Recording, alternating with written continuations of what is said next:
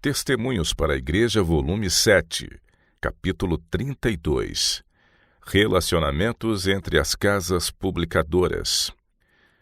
A figura da videira e seus ramos é uma ilustração do relacionamento de Cristo com seus seguidores e também da relação entre seus seguidores.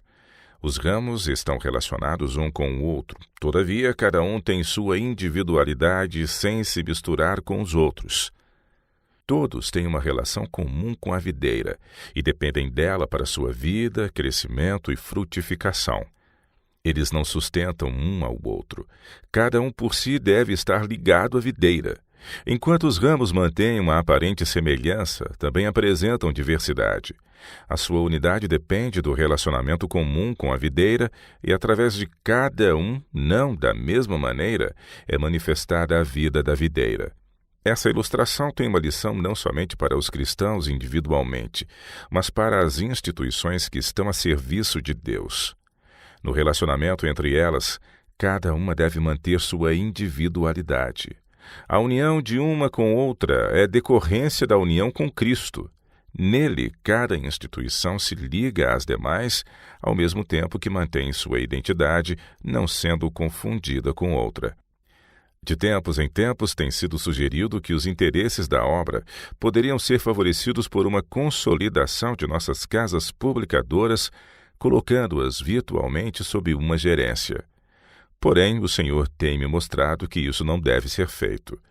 Não é seu plano centralizar poder nas mãos de poucas pessoas ou colocar uma instituição sob o controle de outra. Foi-me mostrada a nossa obra no seu começo como um pequeno, bem pequeno regato. Para o profeta Ezequiel foi dada a representação de águas saindo debaixo do umbral da casa, da banda do sul do altar. Ezequiel 47, verso 1. Leia Ezequiel 47. Especialmente verifique o verso 8. Então me disse, estas águas saem para a região oriental e descem a campina, e entram no mar, e sendo levadas ao mar, sararão as águas. Ezequiel 47, verso 8. Vi que o nosso trabalho estende para o Oriente, para o Ocidente, para as ilhas do mar e para todas as partes do mundo. À medida que o trabalho expande, haverá grandes interesses a serem administrados. A obra não deve estar centralizada em um lugar. A sabedoria humana argumenta que é mais conveniente desenvolver o interesse onde a obra já tem propriedade e influência. Todavia, tem-se cometido enganos nesse sentido. É a capacidade para suportar com paciência que dá força e desenvolvimento. Livrar os obreiros de suas responsabilidades em diferentes localidades é impedir sua capacidade de desenvolvimento, reprimindo e enfraquecendo suas potencialidades. A obra é do Senhor, e não é sua vontade que a força e eficiência seja centralizada em algum lugar. Cada instituição deve permanecer independente, desenvolvendo o trabalho do Senhor de acordo com sua direção. Consolidação. As praxes de fusão de empresas, seja lá onde for feita, tendem à exaltação do humano em lugar do divino. Aqueles que têm responsabilidade sobre diferentes instituições olham para a autoridade central em busca de orientação e apoio. Assim, o senso de responsabilidade pessoal fica enfraquecido, perdendo o que há de mais elevado e precioso de toda a experiência humana, a constante dependência de Deus. Não admitindo sua necessidade, falham em manter constante vigilância e oração, contínua entrega a Deus, que é o único meio que pode capacitar os homens a ouvirem e obedecerem os ensinamentos do seu Espírito Santo. O homem é colocado onde Deus estaria. Aqueles que são chamados a agir neste mundo como embaixadores do céu se satisfazem em buscar a sabedoria de homens finitos e passíveis de erros, quando deveriam ter a sabedoria e a força do infinito e infalível Deus. O Senhor não designa que os obreiros em suas instituições busquem ou confiem em homens. Deseja que eles se centralizem nele.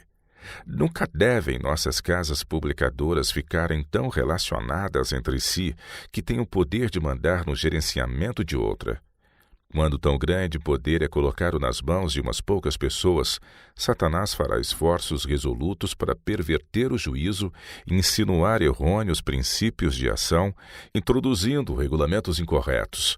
Agindo assim, ele conseguirá não somente perverter uma instituição, mas por meio disto obter domínio de outras e dar um molde errado à obra em lugares distantes. Dessa forma, a influência para o mal será amplamente difundida. Que cada instituição permaneça na sua independência moral, desempenhando o seu trabalho ao seu próprio campo. Os obreiros devem sentir que estão fazendo o seu trabalho de acordo com Deus, seus santos anjos e os mundos não caídos. Caso uma instituição adote uma praxe errada, não corrompe outra instituição.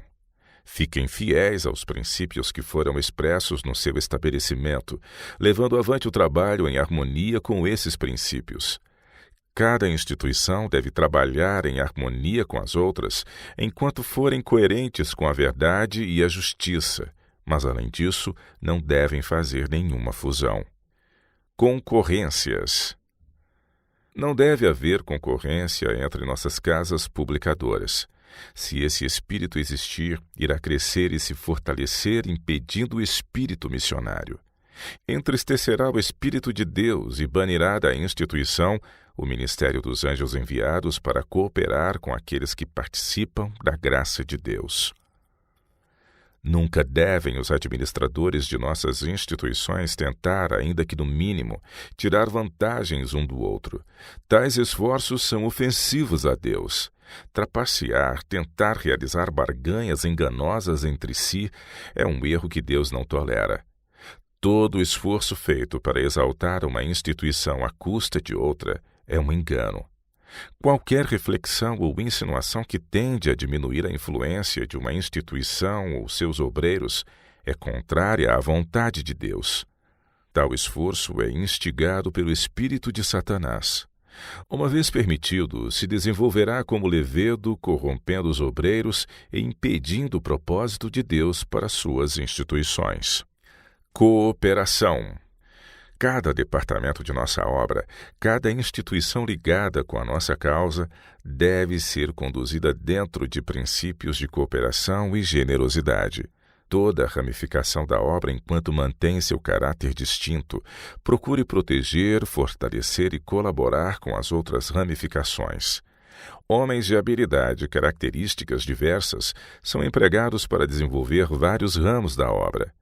Esse tem sido sempre o plano de Deus. Cada obreiro deve empregar seus esforços especiais no seu próprio setor, mas é o privilégio de cada um estudar e trabalhar para a saúde e bem-estar do corpo todo, do qual ele é membro. Que não haja anexação, concorrência, criticismo, mas cooperação é o plano de Deus para suas instituições, pois do qual todo o corpo, bem ajustado e ligado pelo auxílio de todas as juntas, segundo a justa cooperação de cada parte, faz o aumento do corpo para sua edificação em amor. Efésios capítulo 4, verso 16.